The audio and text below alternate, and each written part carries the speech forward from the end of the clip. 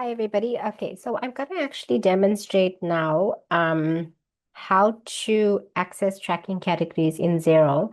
So if you're looking at my Xero and you think that it looks a little bit strange from what Xero normally looks like, it's because there was an upgrade last week or there was a change in Xero, but it hasn't been applied to all client folders. We actually are checking in with Xero as to why some files are different from the others.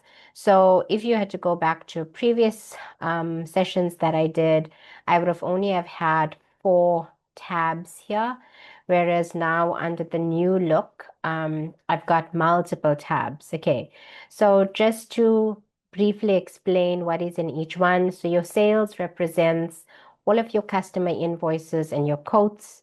Your purchases represents all of your supplier bills. Now, previously that was under one, under business.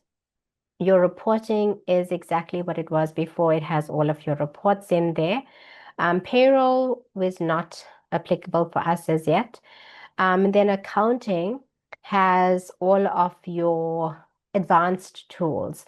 So previously, things like the chart of accounts, fixed assets, manual journals used to be under reporting, but you had to then go to advanced to find it. And then tax is your VAT information, which was previously under reports as well. Contacts is still the same. It has our customers and our suppliers. And then you have projects, which again, it's not really relevant for us. So I want to show you where you will find tracking categories if your view looks like this. So if your view looks like this, you can actually go to reporting or you can even go to accounting. And then we're going to go to reporting settings.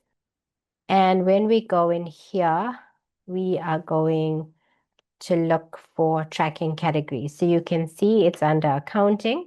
And these are the tracking categories that I had set up for my demo files. So I've got just one tracking category in this file. I'm only tracking by project.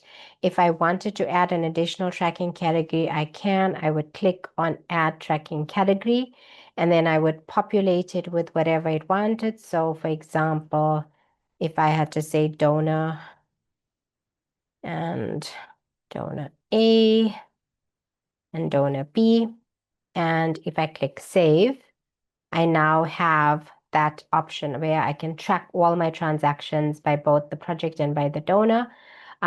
Just a refresher, you're only allowed 2 tracking categories in Xero, but within each tracking category, you have up to 100 options that you can put in there.